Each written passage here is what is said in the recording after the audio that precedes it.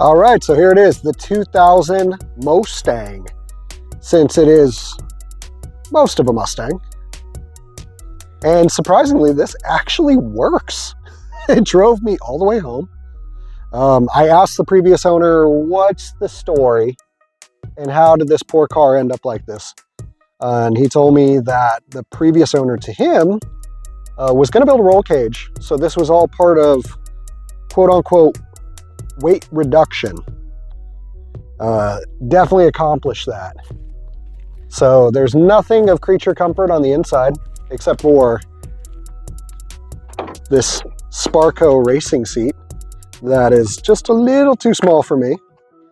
And you got the whole reason I wanted it right there is that 5-speed, which makes this project all the more fun.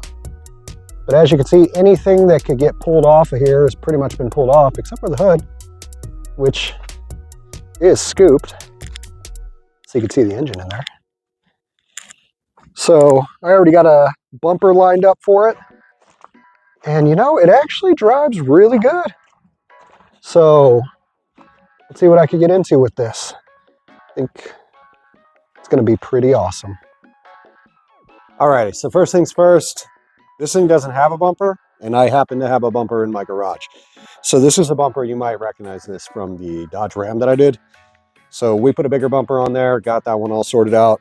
This one had no home, and now it's going to sit as the butt of this. So it's going to be super easy. Just going to make a cut here, make a cut there. I already have 2 slots already put in here. That'll slide on there and lock in. Just weld those on. Got a bumper. So the first thing we're going to do is we're going to measure the distance between what I've already established on this bumper, which is 37 inches. And then what we'll do is we'll put 37 inches right here in between, mark that off, draw a line, cut that straight down, and then these 2 slats will lock right into there. And then we can clean up the edge over on the sides to match the contour of the bumper, or just X that out altogether.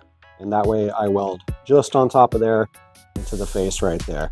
And I can plate off what I need. That'll work.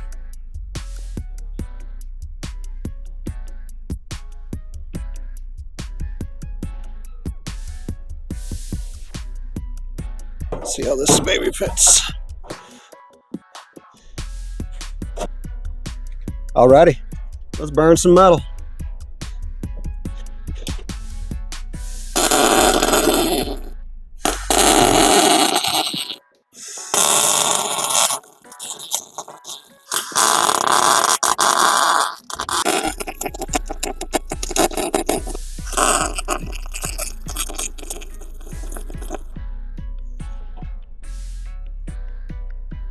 That's pretty.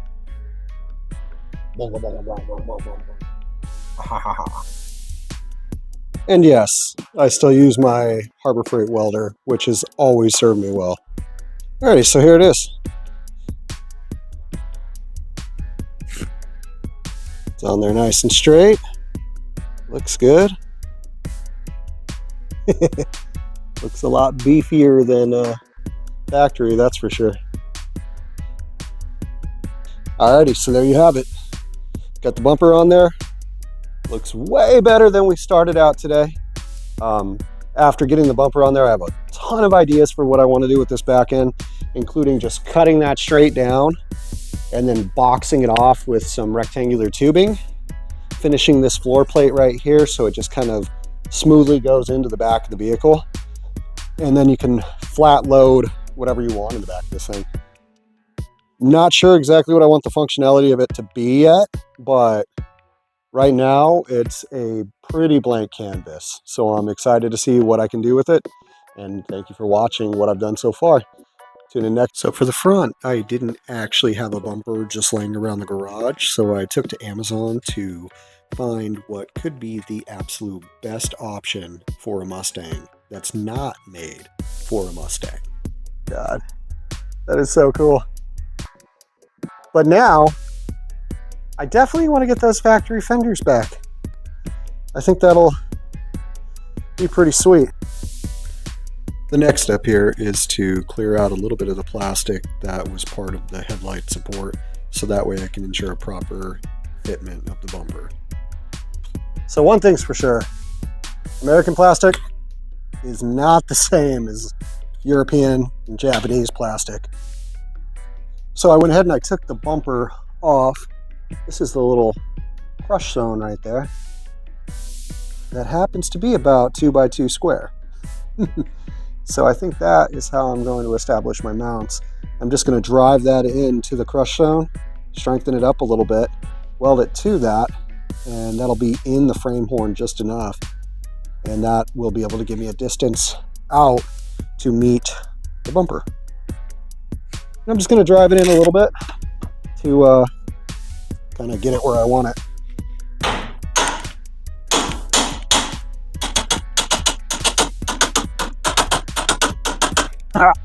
And in retrospect, I probably should have cleaned that off first so I could weld it. But that is in there. So it worked.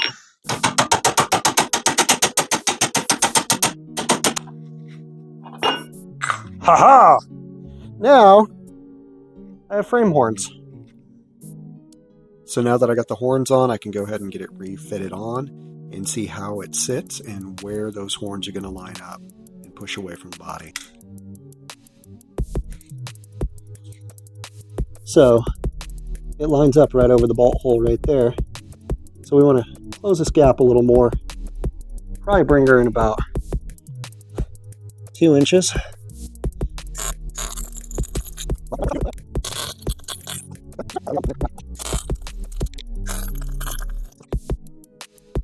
That'll work. That'll do, pig, that'll do. Now that I got those frame horns welded in, I can go ahead and cut off the excess so that way the bumper will sit exactly where I want it to. It was pretty easy, just had to measure it out. Alright, so now where I had originally put it, scraped the material off just enough to where I could see exactly where it's going to need to be cleared.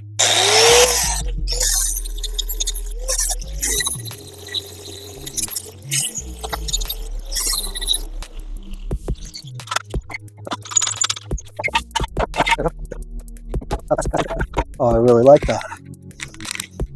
I really, really like that. Okay, so that's where she's going to sit. Having the power to melt metal and turn it into just the coolest things is by far one of the greatest things that I've ever learned how to do.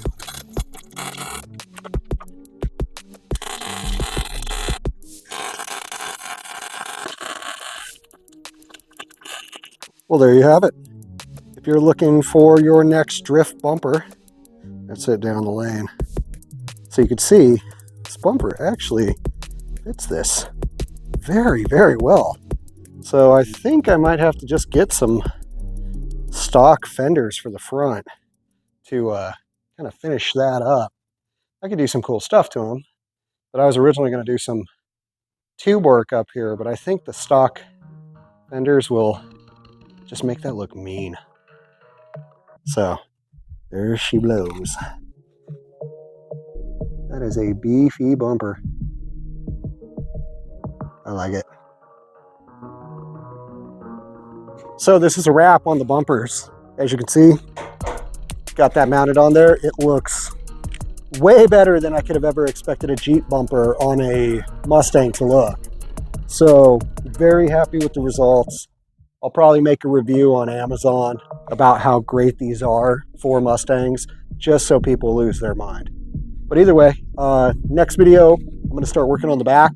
I have some ideas for some cyberpunk louvers, if that makes sense.